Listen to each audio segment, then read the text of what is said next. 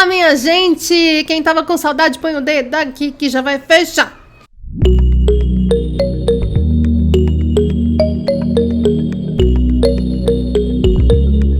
Bem-vindos de volta depois de quase 2 meses sem aula inédita aqui. Cá estou eu para nossa aula de número 59. Queria aproveitar para agradecer a paciência de vocês nesse tempo todo, por ainda estarem aqui. Dar as boas-vindas a quem chegou no canal nesse momento de publicações safadas que eu fiz para manter o algoritmo, confesso. Fiz uma mudança profissional.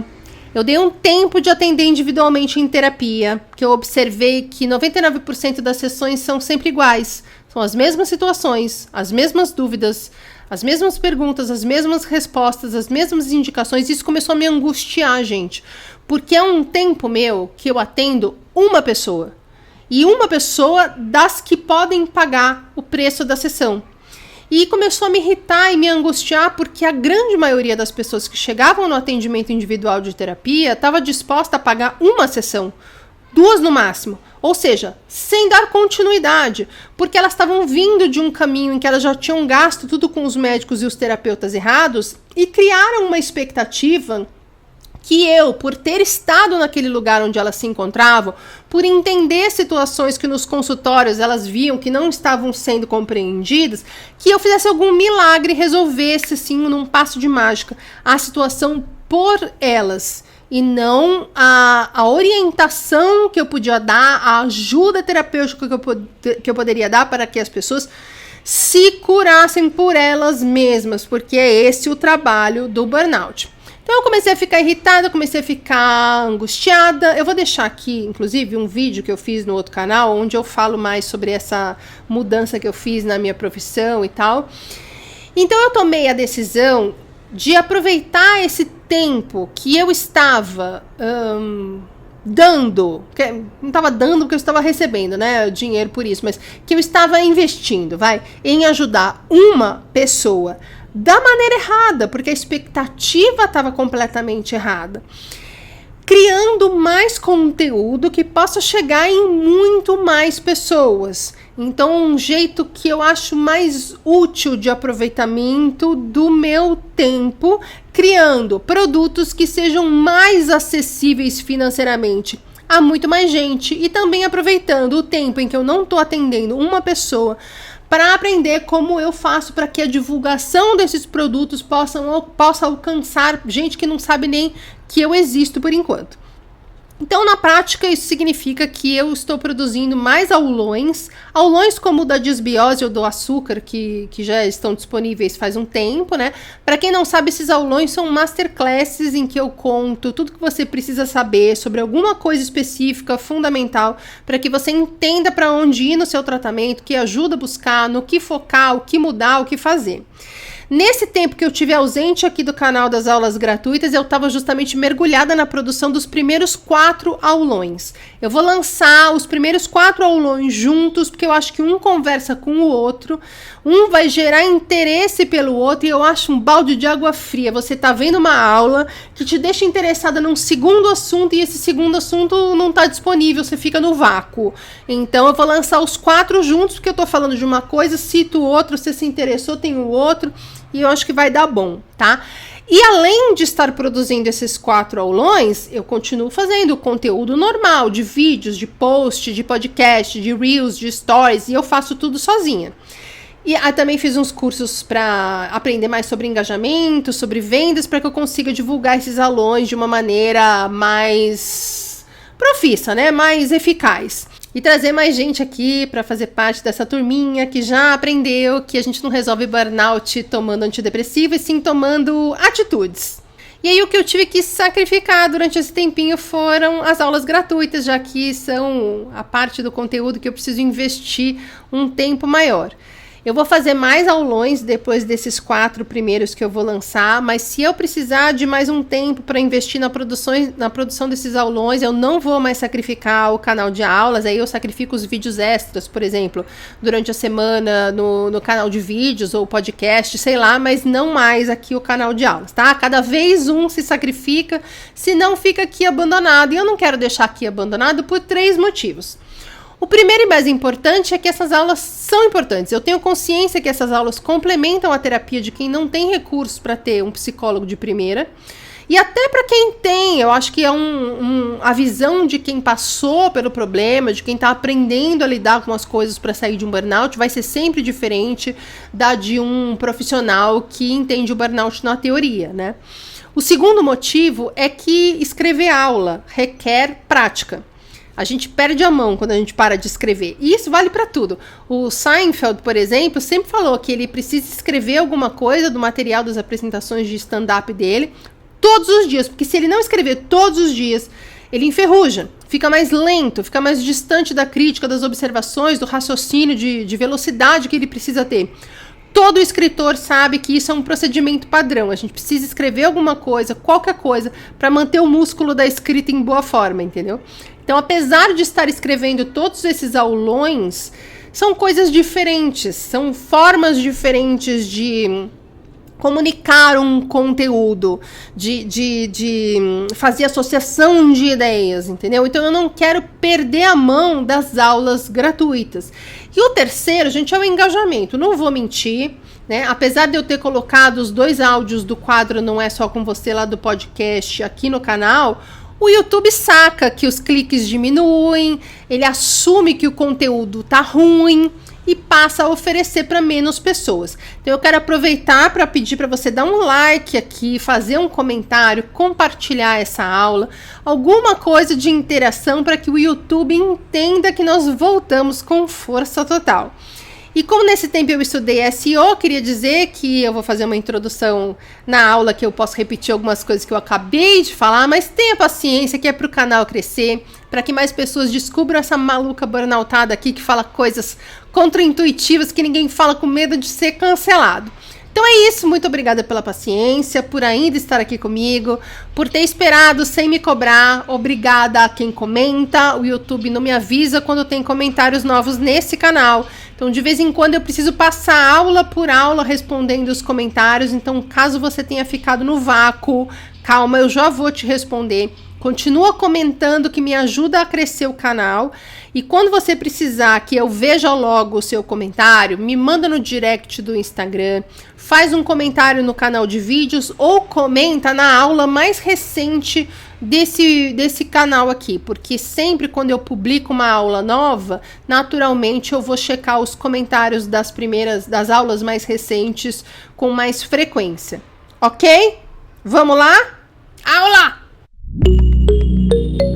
Nessa aula nós vamos falar sobre a importância da aceitação para que você possa sair do burnout. É difícil aceitar o que a gente gostaria que fosse diferente, mas se a gente declarar guerra, se a gente se recusar a olhar para o problema e se a gente ficar tentando mudar o externo, tudo o que a gente vai conseguir é mais estresse, mais ansiedade, mais depressão, mais ressentimento e mais raiva.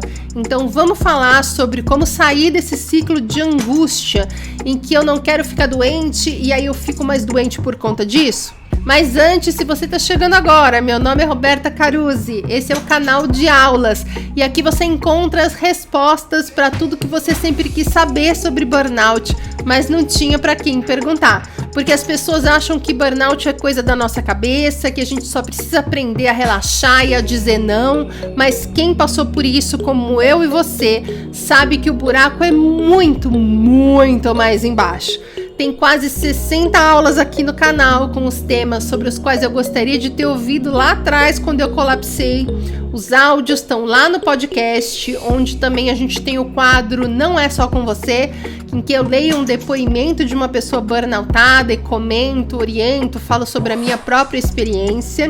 Lá no podcast também tem minha história com o burnout. Nós temos um canal de vídeos, tem um Instagram, além das masterclasses sobre tudo que você precisa entender para se curar. Por enquanto só temos 2, mas em breve vamos ter mais um montão. Vai sair aulão da alimentação, vai sair aulão sobre mindfulness, vai sair um aulão sobre culpa, gratidão e perdão, vai sair um aulão que traz o básico do tratamento para você entender tudo desde o começo. Se chama Tenho Burnout. E agora?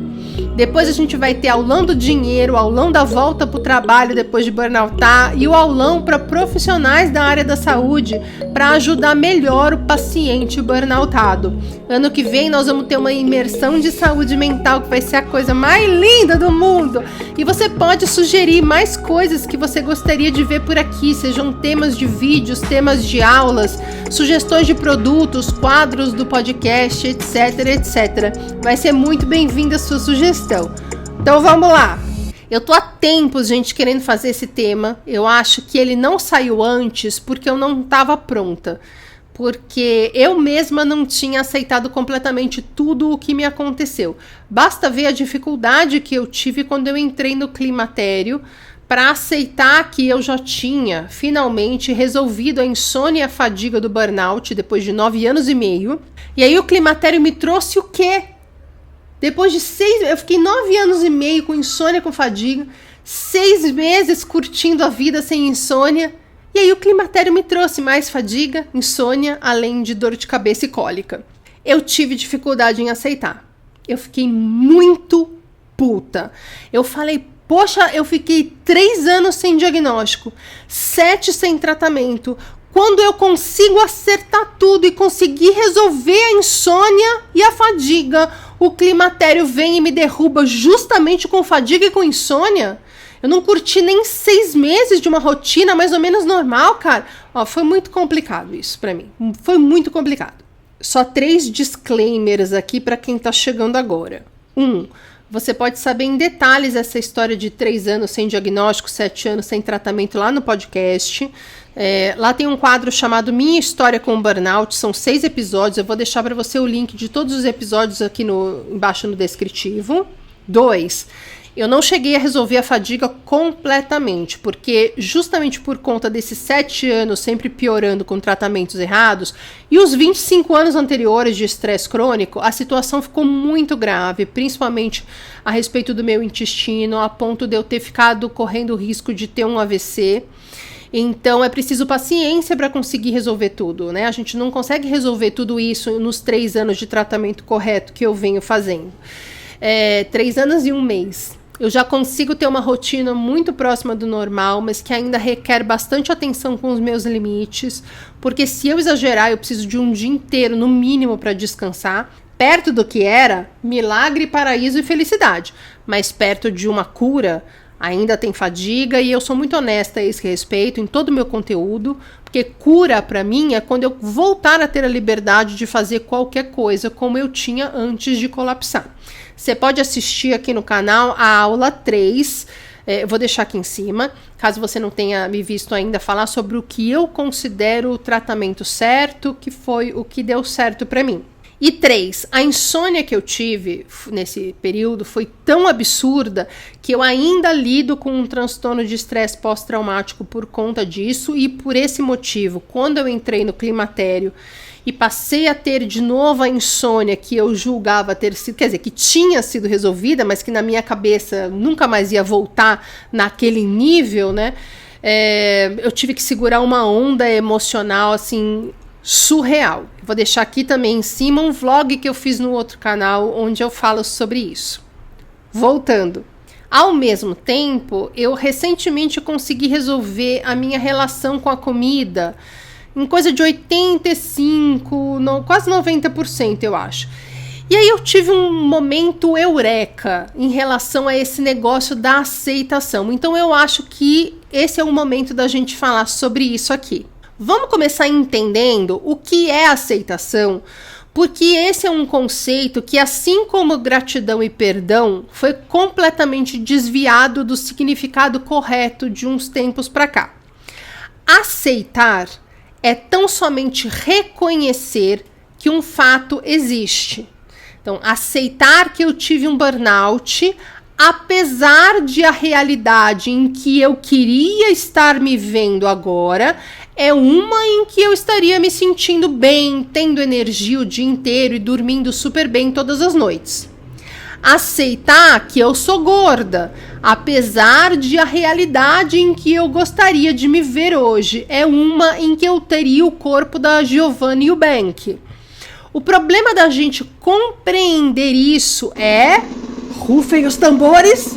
A Roberta vai falar de novo da nossa cultura, mas sim, o problema da gente compreender isso é o sentido que a nossa cultura foi dando à aceitação, desviando a acepção original para o que faz mais sentido na sociedade de hoje. E com isso, aceitar se transformou em se conformar.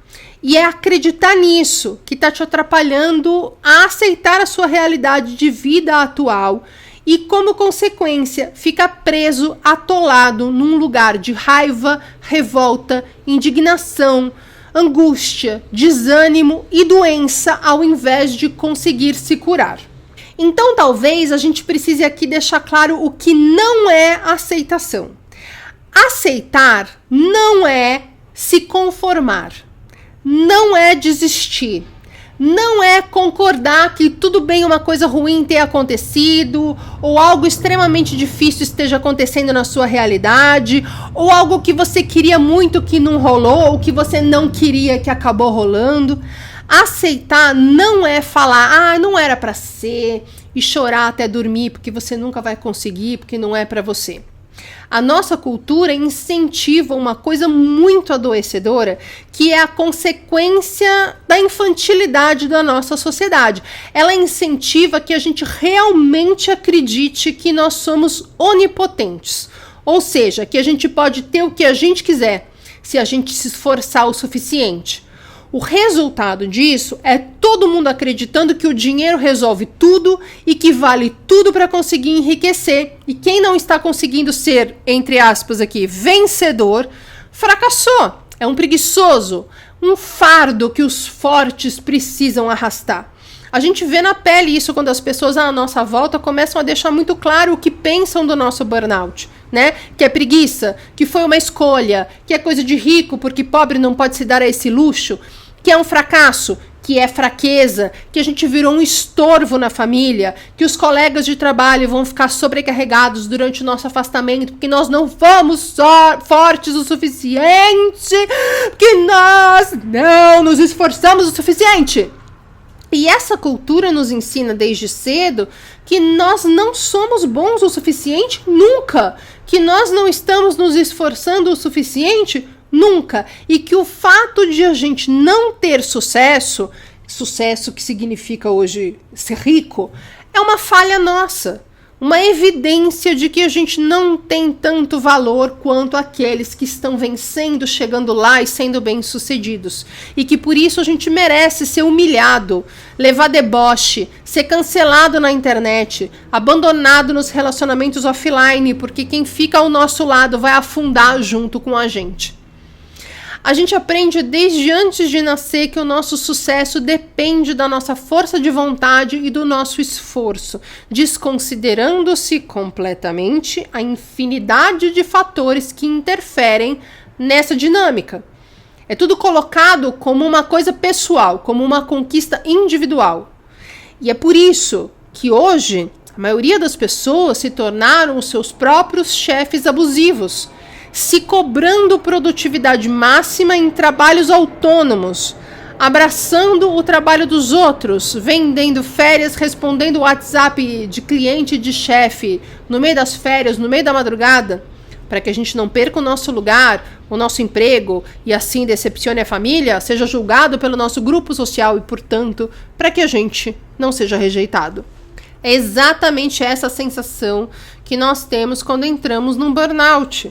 A de que nós falhamos, a de que nós decepcionamos, a de que nós assinamos um atestado de fracassado ao não dar conta de ser um adulto funcional, bem-sucedido, útil para a sociedade, produtivo e ativo, como todos esperavam que nós fôssemos.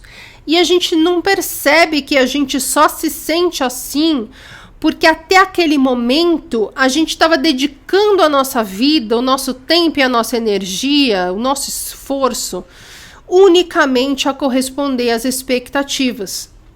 Então, como a gente construiu uma vida inteira em cima de uma estrutura chamada "meu Deus, o que vão pensar de mim?", Quando nos acontece algo que não temos controle, que não depende da nossa força de vontade, que faz a gente sair do padrão, a gente se sente culpado. E a gente ouve claramente das pessoas que a culpa é nossa mesmo. Como aceitar que entramos em burnout? Se aceitar significa se conformar em estar nessa situação e desistindo de trabalhar para melhorar porque entende que não há salvação e saída. Aceitar significa desistir nessa sociedade de hoje. Significa assumir que nós somos uns bostas, que nós não estamos à altura dessa sociedade produtiva e ativa que trabalha enquanto os fracos dormem. Aceitar parece ser a última coisa que a gente poderia fazer. E aí, quando a gente vai para terapia, a gente ouve que a gente precisa aceitar o que aconteceu. E a gente tem vontade de dar um murro na cara do psicólogo e ir embora sem olhar para trás. E ainda voltar no dia seguinte para jogar um cocô na porta ainda. Acontece que o sofrimento é o resultado da não aceitação. Então, como é que faz isso? Se é tão difícil aceitar. Se aceitar significa abrir mão de qualquer coisa que possa nos levar a uma situação melhor. Mas não aceitar é o que faz a gente sofrer. É por isso que a gente entende que não tem saída, porque se correr o bicho pega, se ficar o bicho come. Se eu aceitar, significa que eu vou sofrer, porque eu vou estar assumindo que eu desisti, que não tem nada que eu possa fazer, mas se eu não aceitar, eu também vou sofrer. E aí, justamente por não conseguir aceitar o que te aconteceu, é que você está se sentindo cada vez pior e acreditando menos que você possa sair disso. Olha o tamanho da encrenca. Então, que fique claro, apesar de você ler e ouvir o dia inteiro, principalmente nas redes sociais, mas também nas reverberações desses conceitos online, no offline, que aceitar é se acomodar, é se resignar. Aceitar é o completo oposto disso. Aceitar, além de ser resultado de um processo de amadurecimento, que todos nós aqui sabemos o trampo que é apenas o início de um processo duro, trabalhoso e que exige coragem.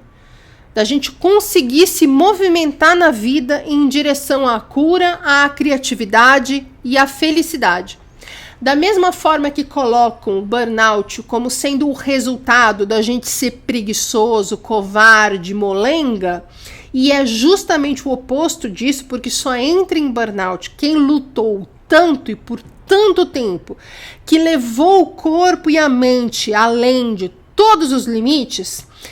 Aceitar que deu merda é colocado socialmente como assumir que nós fracassamos, quando na verdade é o oposto disso.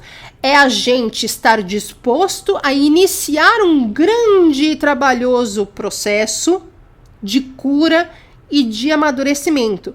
Não tem nada de preguiça no burnout e não tem nada de desistência e de resignação no processo de aceitar o que aconteceu.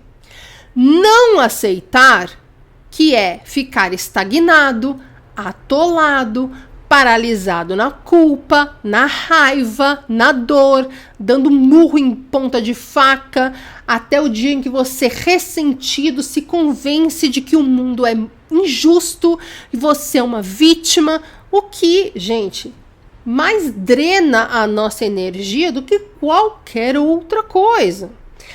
Aceitar não é o mesmo de não querer melhorar, como a gente tem visto por aí.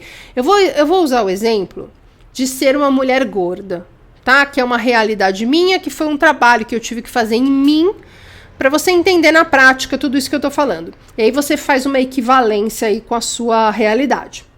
Ser gordo é estar fora do padrão, correto? E todo mundo que sofre com a própria autoimagem corporal vai engrossar os movimentos de gordofobia. Por quê?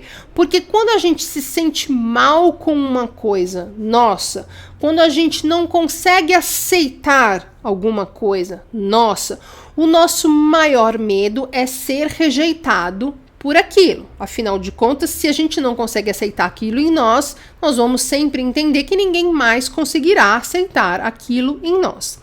Então, nesse caso, nós precisamos desviar a atenção das pessoas do nosso problema, para que as pessoas olhem para o problema do outro. Se eu e você xingarmos juntos o Joãozinho, enquanto você está olhando o Joãozinho, você não está olhando o meu problema.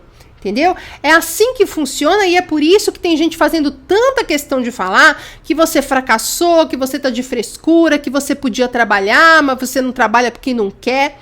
Porque essa pessoa que tá falando isso de você não está dando conta da realidade profissional dela.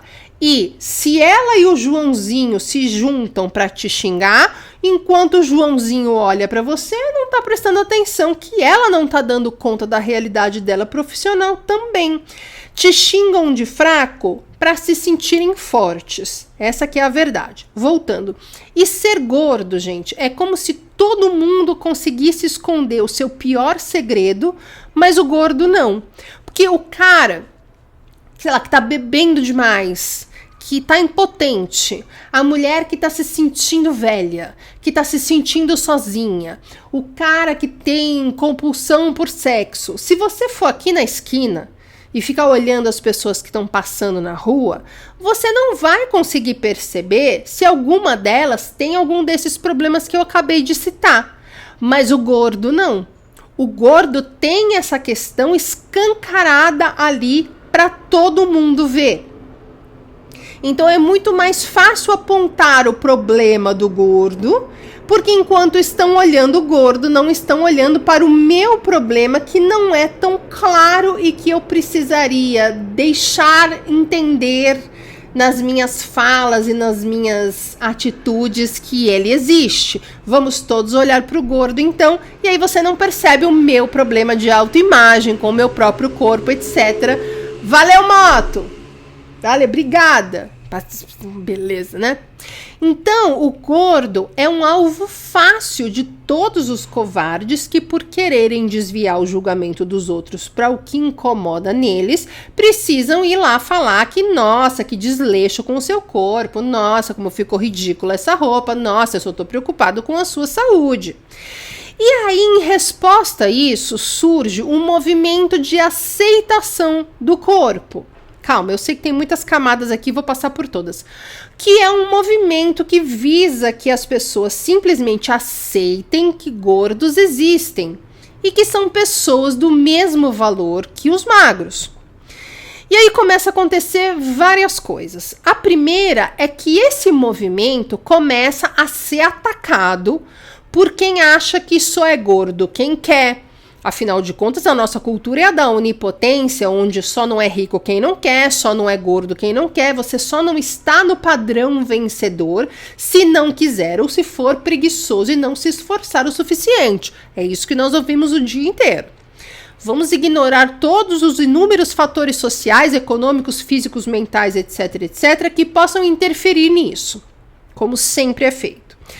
Para se defender e seguir forte, o movimento de aceitação do corpo começa a desviar da proposta inicial e começa, na minha opinião, a dar uma pirada. Então, de repente, aceitar que o corpo gordo existe a ponto de ser normalizado, a mensagem passa a dizer que o corpo gordo é bom, bonito e não precisa ser mudado. Que o mundo todo precisa mudar para que o gordo possa ser recebido de braços abertos. E aqui eu quero abrir um parêntese para deixar claro que eu não estou falando dos gordos maiores, tá? Gordos maiores têm problemas estruturais para viver em sociedade. Nós estamos falando aqui de uma cadeira que o cara não cabe, de um carro que o cara não entra, de uma catraca que o cara não passa. As cidades precisam se adequar sim a todos os corpos. Eu tô falando aqui de gordos menores como eu, por exemplo, que conseguimos nos locomover, mas que quando a gente entra no ônibus precisa ouvir o deboche de que a gente vai entrar lá na catraca, quando a gente senta na cadeira tá alguém com um risinho debochado esperando a cadeira se partir em 1000 pedaços. Eu já passei por coisas como um carro, que eu tava andando na calçada, o carro passou por mim, saiu o cara que tava no banco do carona, mas ele saiu mais da metade do corpo dele pra fora, só pra gritar, sua gorda nojenta! Essa é a vida do gordo na nossa sociedade. Então, quando a coisa começa a desviar, e os gordofóbicos e os militantes da diversidade entram em conflito, sobra para quem? Sobra sempre pro elo mais fraco. Nesse caso, então, os gordos começam a achar que precisam se aceitar como são, a ponto de entender que não precisam mudar. Prova disso são os influencers que falam sobre ser gordo e que quando emagrecem são considerados traidores da causa. Olha a confusão. E por quê? Porque aceitar que se é gordo passa a ser não querer melhorar.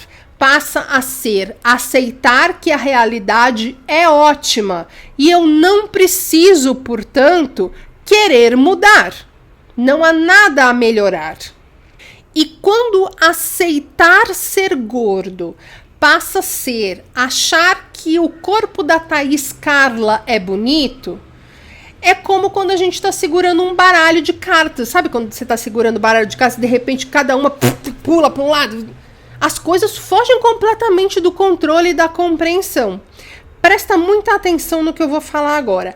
Aceitar não é gostar do que está ruim ou te fazendo mal. Não é gostar de estar doente. Não é gostar de estar sem trabalhar porque você está com fadiga crônica. Atenção aqui. Aceitar significa não se martirizar durante o processo de cura, de mudança, de caminhar em sentido a um objetivo que vai te fazer bem e melhor. Significa ter paciência, manter a constância, conseguir ter disciplina até chegar lá, ao invés de ficar se agredindo, sofrendo, falando, não é pra mim, eu nunca vou conseguir, o mundo é cruel, querendo se vingar dos outros ou declarando que o capitalismo é a raiz de todos os seus problemas, porque a vida de adulto é muito triste. O significado de aceitação, ter saído disso para desistir e se conformar é uma coisa, gente, assim, tenebrosa e mais uma das consequências de uma sociedade infantilizada e adoecida.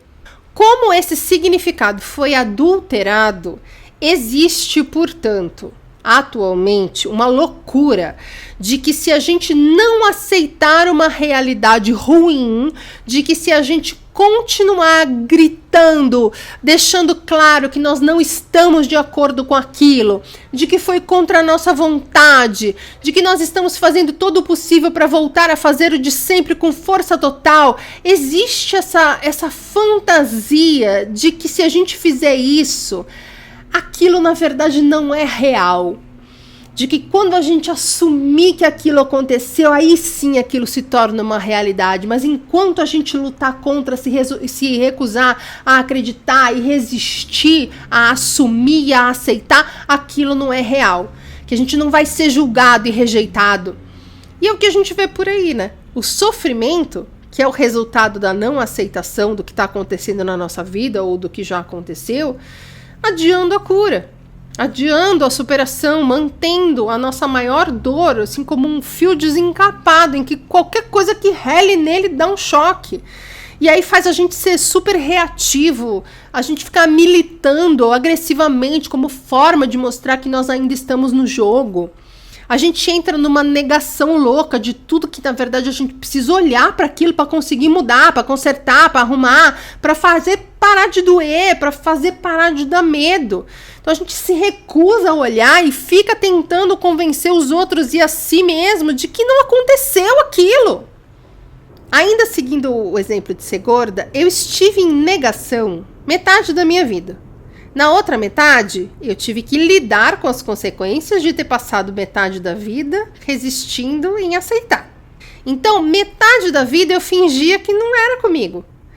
Como eu nunca sofri um bullying hardcore na minha infância ou na minha adolescência por conta disso, gente, eu lembro que quando eu fui fazer primeira comunhão, a gente precisava se confessar pro padre. Eu tinha 9 anos, né?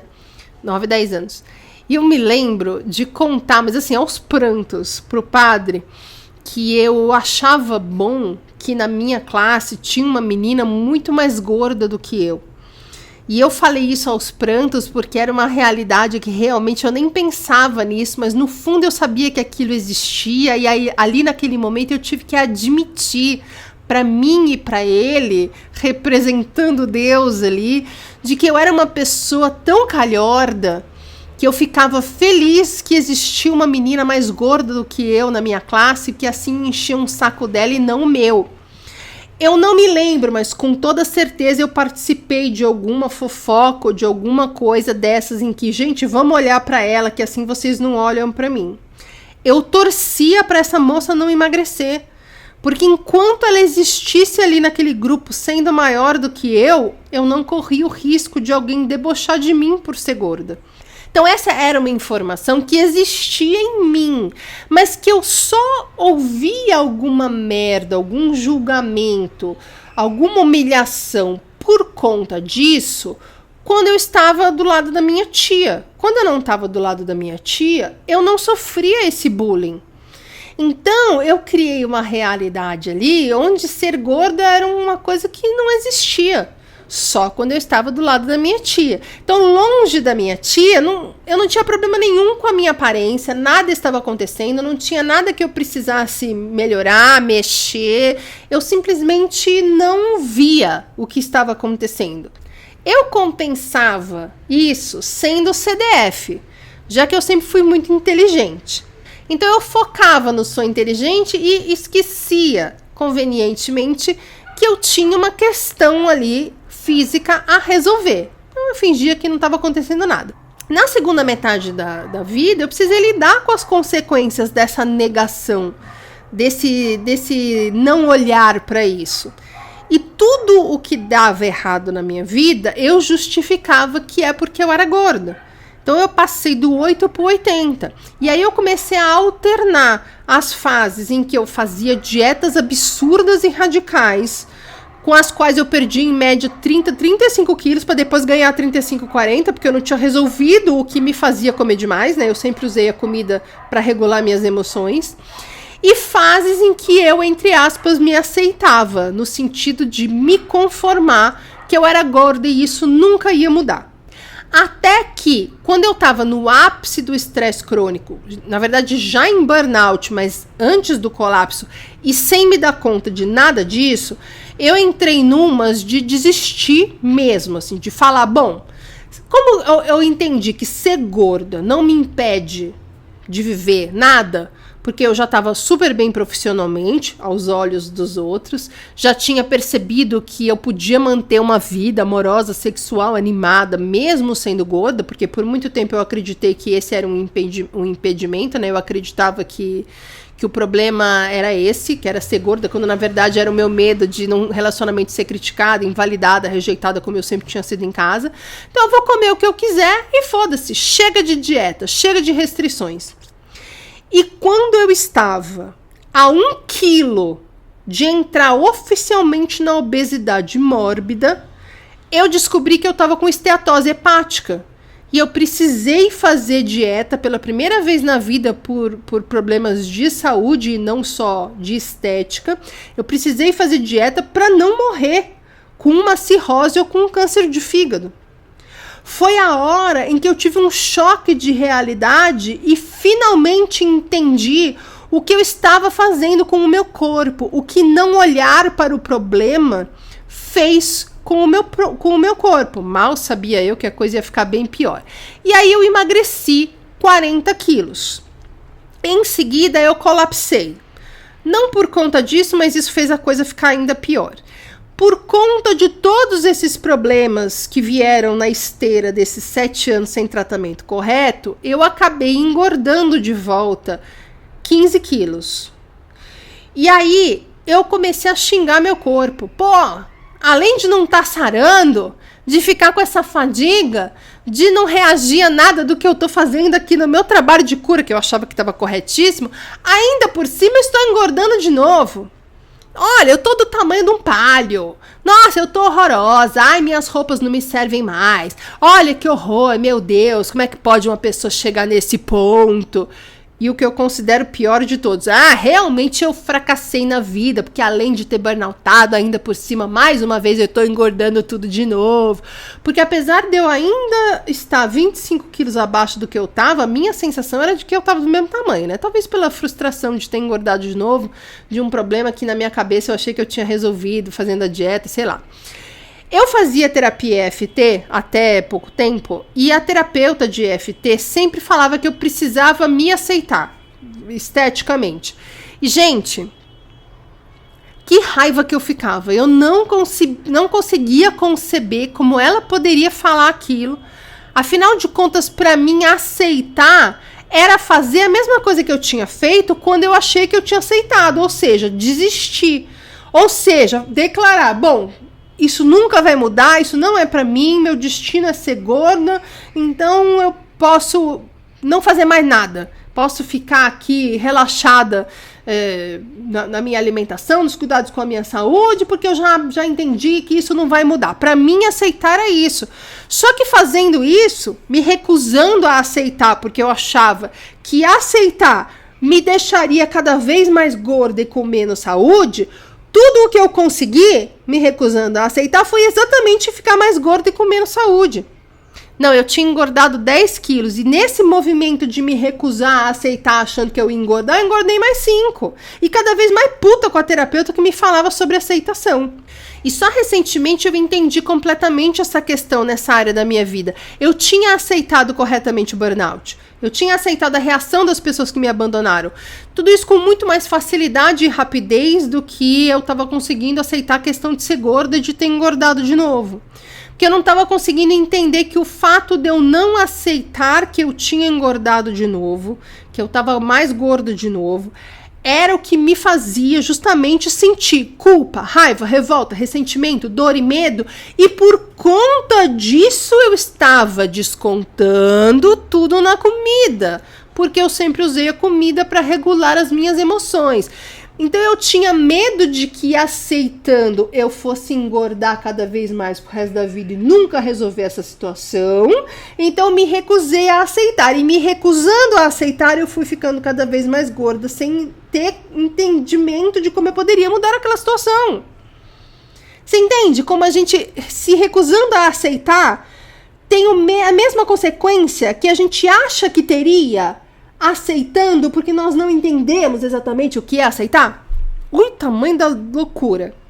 E aí eu fui estudando, fui lendo, fui pensando, como eu faço com todo o resto, né?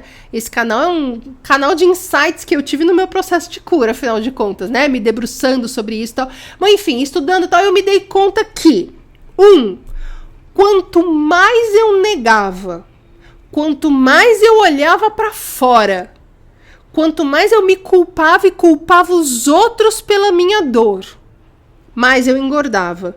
E entrava num ciclo em que engordar me estressava. E estressar me engordava. 2. Quanto menos eu conseguia aceitar, mais eu sofria. E foi então que eu consegui ir me aceitando como uma pessoa gorda. Sem com isso, ter o objetivo de me manter gorda. Ou de engordar mais para provar o meu ponto. Meu objetivo continua sendo emagrecer. Mas eu percebi que eu só conseguiria emagrecer quando eu parasse de sofrer e ficar xingando meu corpo e lutar contra uma coisa que eu não tenho controle. E que eu só pararia de sofrer quando eu finalmente aceitasse que o que me faz sofrer existe. É uma realidade com a qual eu preciso aprender a lidar. Você entende a diferença disso e de desistir, se conformar, largar a mão? Aceitar é você conseguir andar por um caminho onde você simplesmente entendeu o problema. E por ter entendido este problema, você vai poder resolvê-lo. Porque a gente só consegue resolver um problema quando a gente entende que problema é esse. E é justamente por isso que a medicina convencional não consegue resolver o burnout, fica nessa groselha de remédio e controle, porque eles ainda não entenderam o problema. A medicina integrativa, por outro lado, entendeu o problema, por isso eles conseguem resolver. E a medicina convencional te coloca num lugar onde você fica sofrendo o tempo inteiro, sem ver saída. Ai, tive um outro burnout, ai, tive uma recaída, ai, fiquei com sequela, porque a coisa não está sendo resolvida. Você entende? É a mesma dinâmica. Então, eu entendi o problema. Eu estou muito gorda e eu gostaria de ter o corpo que eu tinha e que eu acho bonito e me sinto bem dentro dele antes de colapsar. Que corpo é esse? É um corpo com 15 quilos a menos. Então, meu objetivo é emagrecer 15 quilos, tá? Já emagreci 5, então faltam 10. Meu objetivo é emagrecer 10 quilos. Beleza. Como eu posso emagrecer 15 quilos quando eu comecei a dieta? 10 quilos hoje. Bom, então entendi o problema. O problema é, eu preciso emagrecer 15 quilos. Tá. Como é que eu posso fazer isso? Tô com resistência à insulina. Tô no climatério. Eu uso a comida para regular emoções. Então, eu vou precisar limitar meus carboidratos, eu vou precisar ter paciência e eu vou precisar levar essa questão para terapia. Beleza, então fiz isso. O que aconteceu? Estou conseguindo manter minha dieta. Lá se foram 5 quilos, faltam 10.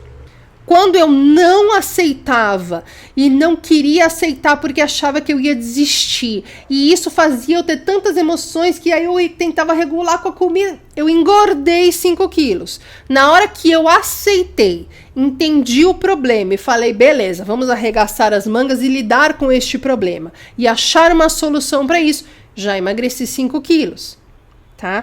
A diferença entre aceitar e não aceitar é essa. Enquanto eu não aceito, eu brigo, eu tenho raiva, eu tenho culpa e eu continuo alimentando em mim tudo o que causou aquele problema. Eu vou deixando o problema cada vez maior.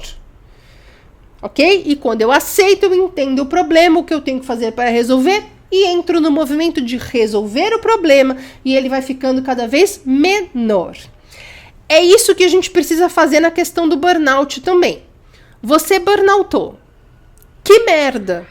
Aceite isso. Não negue. Para de ficar tentando correr 5 quilômetros para provar que você tá com energia. Para de ficar resistindo a desacelerar no trabalho porque você não quer ser julgado. Para de negar que você está produzindo muito estresse para o seu corpo porque você está com medo de decepcionar, de não dar conta de ser rejeitado. Aceite o que aconteceu, porque quando você aceitar, você vai conseguir resolver o problema.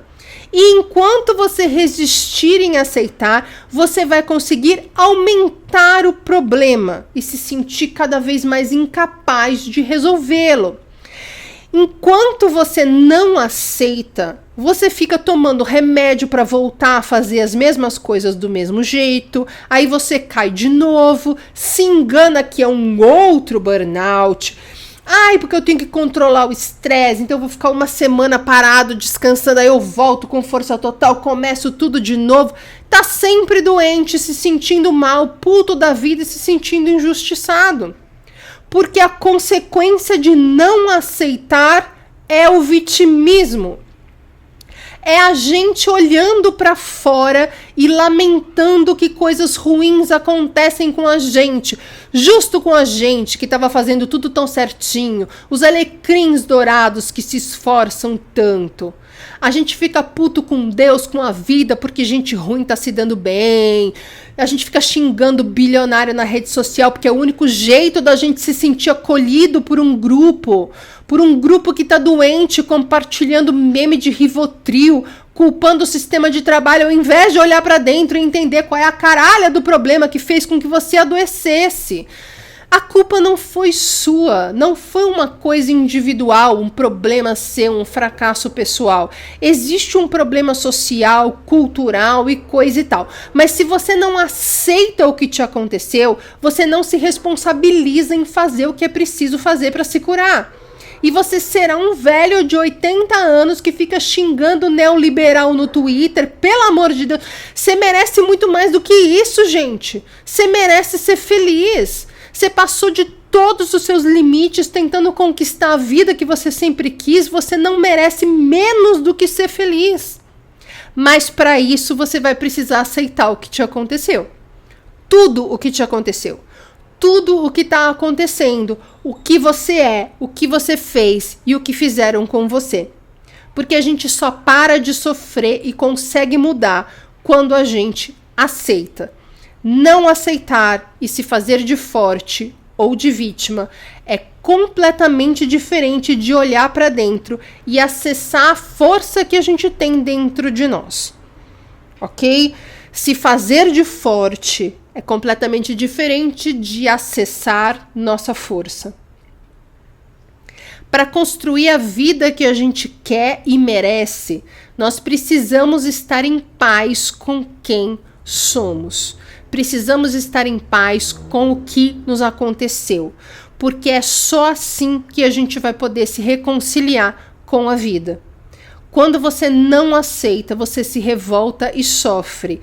Quando você aceita, você entende o que precisa mudar e muda e se cura. Quando a gente aceita a nossa vida, a nossa família, o nosso eu e fica em paz com isso, a gente começa a perceber que a gente não é perfeito, que o mundo não é perfeito, que as pessoas que se dizem bem-sucedidas não são perfeitas e que nós não somos um fracasso, que o mundo não é cruel, que o sistema não está aí para nos engolir, que a vida é cheia de coisas maravilhosas e de coisas péssimas, cheia de alegrias e de dor, e que nós somos humanos, nós não temos controle das coisas, e que tá tudo bem. Entender que nós não temos controle das coisas tira a gente dessa fantasia louca de que a gente pode ter o que quer se a gente se esforçar o suficiente. É como se a gente recebesse as pirulazinhas lá da Matrix e retirasse da nossa frente o véu da ilusão social e cultural de que a gente precisa fazer o que nos adoece, de que nós precisamos fazer o que esperam da gente, mesmo que isso mate a gente um pouco a cada dia. Sai um peso, sai uma sobrecarga, sai um medo de cima de nós. E por nós estarmos mais leves, nós conseguimos seguir em frente. Então é preciso quebrar essas crenças que nos fazem entender que nós somos vítimas, sem nenhum poder, que nós não conseguimos mudar as coisas por mais que a gente se esforce, que o burnout é o fim da linha, porque é a prova de que a gente não deu conta e fracassou. Nós temos que atualizar o que a gente entende por dor dentro de nós. Substituir a dor de ter que se conformar com um destino cruel pela dor de estar numa realidade que não é a que nós gostaríamos. E que precisamos então trabalhar para conquistar o que é nosso e ter a realidade que nós queremos. Doeu o que aconteceu na nossa infância, doeu o que fizeram com a nossa autoimagem, doeu a forma indigna com que nos trataram nos nossos empregos, doeu a maneira abusiva a que nos submetemos em relacionamentos em que nós entramos por carência, ignorância ou por necessidade de validação. Fato, mas agora que nós estamos na terapia, que nós estamos assistindo às aulas da Roberta, que nós estamos olhando para dentro para entender tudo o que nos aconteceu, agora que nós estamos amadurecendo e nos fortalecendo, adquirindo mais consciência, nós temos outras ferramentas mentais e emocionais. Nós podemos olhar para o que nos aconteceu de outro modo, mais maduro, menos infantil, mais realista, menos vitimista, mais querendo resolver e menos a angústia de não conseguir mudar. Nós podemos compreender que tudo o que nos trouxe até aqui teve a sua parcela de dor, teve o seu preço, mas também teve a parcela de aprendizado. Sim, porque quando nós conseguimos entender o que nos aconteceu com aceitação e não com sofrimento, não com vitimismo, nós podemos finalmente enxergar duas coisas profundamente fundamentais para o nosso processo de cura. A primeira é que tudo o que nos aconteceu é de responsabilidade nossa. Veja, eu não estou falando que é nossa culpa. Falei que é de responsabilidade nossa. Culpa é quando a gente teve a intenção deliberada. Vou, a partir de hoje, trabalhar 30 horas por dia, porque eu sei que isso vai me levar a um burnout. Responsabilidade é diferente. É quando eu não trabalhei 30 horas por dia com a intenção de adoecer, mas porque eu achei que eu tinha tão pouco valor pessoal que eu precisava ter a validação dos outros a partir da grana que eu conquistaria, ou do status que eu teria, ou das expectativas a que eu corresponderia trabalhando 30 horas por dia. Tá? Então, não é minha culpa, não fui eu que montei a minha autoimagem e me fiz perceber que eu não tenho valor, mas é minha responsabilidade perceber que essa minha autoimagem e essa minha necessidade de validação estão me fazendo trabalhar 30 horas por dia, adoecer, e que isso precisa mudar. E a segunda coisa é a de que tudo de ruim que aconteceu, toda pessoa que nos machucou, todo emprego que nos tirou a dignidade, todo relacionamento que nos diminuiu, toda a dor que a vida nos trouxe, foram os nossos maiores professores. Ai, tá romantizando a desgraça e o sofrimento. Não tô. O dia que eu vier aqui e falar que é super legal ter burnout, que a gente aprende muito, que, nossa, recomendo. Aí você pode falar de positividade tóxica e de romantização da desgraça. Spoiler, isso nunca vai acontecer, tá? Mas se eu não aceitar que o burnout me ensinou, que o burnout me fez mudar, que tá me curando, não dele, mas do que me fez criá-lo na minha vida. Se eu não fizer isso, eu vou ficar para sempre ansiosa, deprimida, com raiva, revoltada, me vitimizando, estressada, fazendo comentário merda nas redes porque eu tô machucada, porque eu tô em negação da minha realidade e eu preciso ver as pessoas sofrendo mais do que eu para eu ter um relance de que eu posso me sentir menos mal do que o meu normal. Amarga. Que eu acho que eu sou tão perfeita e maravilhosa que isso não pode estar acontecendo na minha vida. Eu sou o alecrim que era tão esforçado, comprometido, que amava meu trabalho e que fazia tudo certo. Se eu aceitar que deu merda e que eu fui responsável também por ter dado merda, o que significa que algumas coisas que eu sempre fiz precisariam ser diferentes, eu consigo entender que o que me adoeceu precisa ser olhado, entendido e alterado em mim. E que fazer isso é de minha responsabilidade, porque fui eu que criei isso. E eu quero uma vida melhor sem estar doente. E ninguém vai resolver essas coisas para mim. E é por isso que eu sempre digo que lá na frente vai ter uma hora que você vai olhar para trás e vai conseguir agradecer o burnout. Porque ele terá sido o grande mestre que veio te ensinar a levar a vida como você merece, e não como você achou que deveria levar para satisfazer os outros. Aceitar não é desistir e não é se conformar.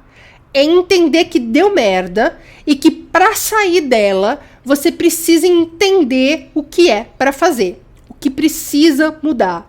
E o que você tem que fazer nunca é ficar com pena de si mesmo, com raiva dos outros, se sentindo impotente diante da vida, querendo vingança contra as empresas e o capitalismo e todo mundo que não te ajudou ou que te passou a perna. E veja como a nossa sociedade está infantil e adoecida. Quantas pessoas você vê comentando agressivamente posts de pessoas que não estão falando que não tem saída? Quantas pessoas você vê igualando post de coach a posts que pregam maturidade, porque tá tão machucado que não vê a diferença? E quantas pessoas você vê ajudando você a entender para onde você precisa ir? Quantas pessoas tentam te derrubar e quantas pessoas tentam te levantar? Aceitar a nossa realidade nos faz deixar de tentar ter controle sobre tudo, nos faz deixar de fazer as nossas escolhas de acordo com o que as pessoas vão pensar ou dizer.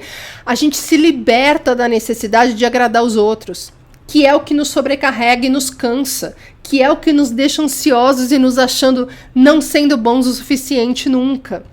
A gente breca esse movimento de reatividade, de infantilidade, de raiva, de ressentimento, de mágoa, de impotência, de incapacidade, de dor, de negatividade e vira a vida para o caminho do amadurecimento, da autorresponsabilidade, da autocompaixão, da leveza, da paz e da cura. Aceitar, gente, é libertador. E para isso a gente precisa conseguir confiar na vida. Para largar o controle, a gente precisa conseguir confiar na vida. Para aceitar uma realidade e confiar que a gente pode alterá-la para melhor e que tudo vai dar certo, a gente precisa confiar na vida. Precisamos fazer o nosso movimento, né? Porque não dá para ficar esperando as coisas caírem do céu, a gente precisa agir, mas confiando que nós vamos ter como consequência desse movimento que nós estamos fazendo o que a gente quer lá na frente. Nós vamos ser recompensados com o que a gente quer, seja o que for que é melhor para nós, mesmo que não seja o que a gente inicialmente achou que seria. Para isso, para começar a conseguir confiar na vida, eu recomendo que você crie o hábito de agradecer.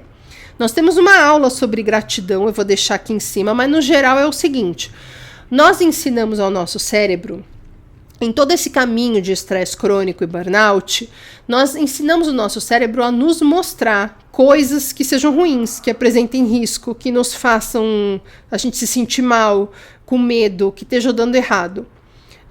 Assiste a aula da gratidão para você entender melhor. Eu não quero aprofundar agora para essa aula não ficar com 3 horas.